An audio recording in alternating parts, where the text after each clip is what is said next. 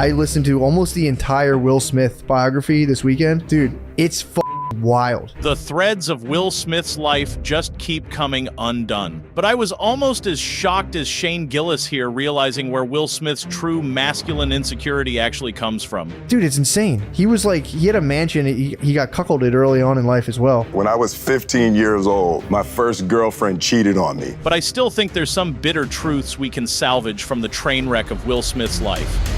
Subscribe to Elites Exposed for more, and just take a look for yourself. This is the topic du jour right now. I listened to almost the entire Will Smith biography this weekend. Yeah. I was just listening to Will Smith's life. Dude, it's wild. Why? It's like a... He's having a weird time, dude. Bro. He needs to knock it off. You gotta listen to this whole thing. Will Smith, when you read it, it's like, because, you know, he's just like a dude in a million movies who did a bunch of stuff, and then you heard like his wife cheated on him, and everyone just went like, yeah. That was my reaction, being like, what? And it's being like, it's for some reason, it's funny too to watch a mega celebrity slide into almost being like ironic. He became a joke. When you listen to the book, he just lets it all out, dude. And it's like, it's like you didn't know any of the stuff about him. Like, dude, like the whole thing, like, oh, what Fresh Prince? I was running with some bad guys. He was getting the shit kicked out of him, dude. But he would walk around in cowboy boots, and people would just trash him constantly. The first day he went to Overbook, someone hit him in the head with a combination lock. Ooh. They like beat the shit out of him, dude. And then he got like tied in with like when his music blew up. He was like broke when he was doing the Fresh Prince. Really? He was hanging out with like what is it, Junior Black Mafia dudes? Really? Yeah, dude. He like it's insane. He was like, he had a mansion. He got cuckolded early on in life as well by his like original girlfriend, and that like he raised a child cuckolded or just got cheated on? No, cheated on. Yeah. Oh, okay. Wait. Oh no. Jesus Christ. Just cheated on. Okay. But I think he uses the term cuckolded or something. He uses cuckolded. That's so, like, weird. He was crushing it, dude. He was like in music. Wait, every time you get cheated on, you're being cucked? I mean, that's like cucked light. Yeah, that's how you end up a cuckold, like a biological cuckold. But when you get cheated on, you've been cuckolded.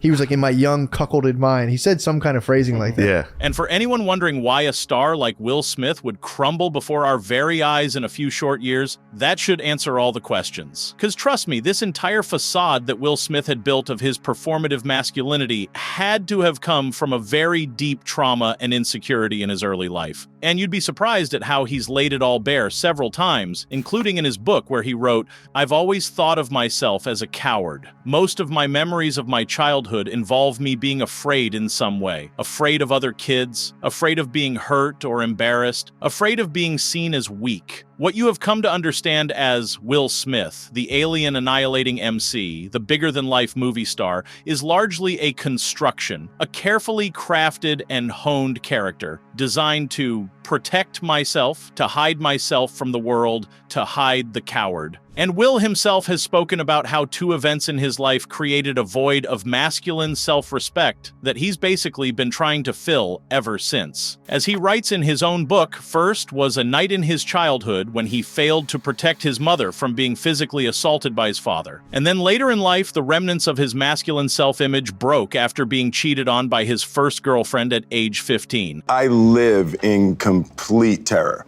Like, you know, everything for me about this business and you know, about what I've been trying to build and what I've been trying to do with my life keeps me in terror. I am deeply motivated by fear. When I was 15 years old, my first girlfriend cheated on me. Oh.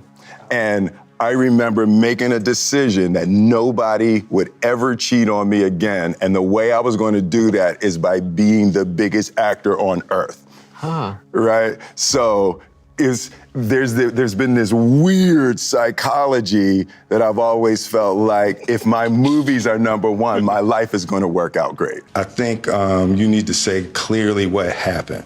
As far as what? You and I decided we were going to take our space, and what happened? Yeah, and then I got into an entanglement with August. That's what I said. An entanglement? Yes.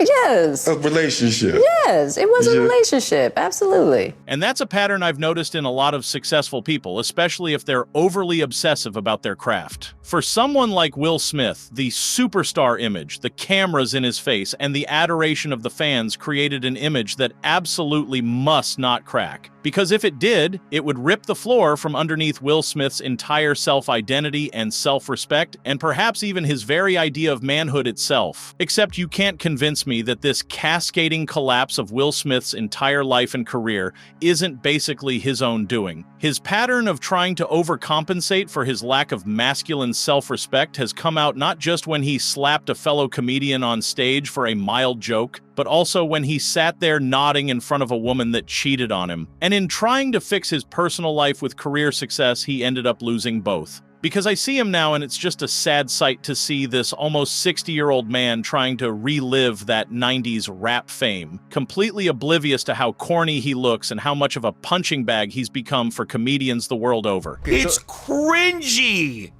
Okay. You haven't heard the latest about his diss track against Chris Rock? I heard about it. I didn't actually, I saw the headline, but I didn't actually watch it. He said something about, I'm gonna get enraged. When you disrespect me on the stage, you best believe I'm gonna come up on the stage. Okay, and, hold on. and in the comments, people were like, wow, he rhymed stage 3 times in a row. And I am too grown to play childish games. But if you talking crazy out your face up on the stage and disrespect me on the stage, expect me on the stage. Will, you're 60-something. Stop trying to hang out at the young people's party. Do what was reminiscent of what made you cool, and stop trying to be a young person at 60-something. It's cringe. Get the f out of here. That shit garbage. Took the pin out the grenade and I threw it. Sometimes I'm an action star. I'm an action star. That means I'ma act bizarre. Sometimes I'ma act bizarre. Get the f out of here. I'm just saying, dude. That was garbage. Why are you doing that, man? You're how old is he? 56. Why are you doing that? How do you bite off more than I could chew? And I chew it.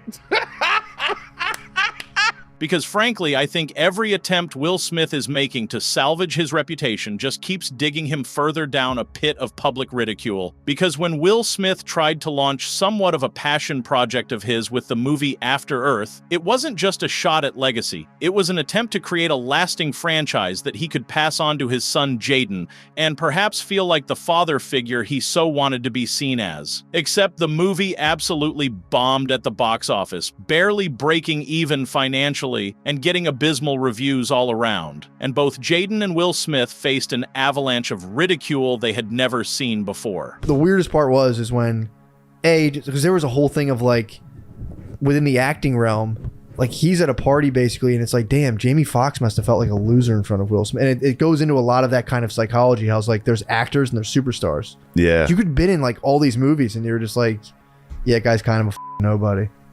It was like, dude, it was fucking crazy. But so he got to the peak of the mountain. His family started disintegrating because his just because of like the crazy work schedule, all this other stuff.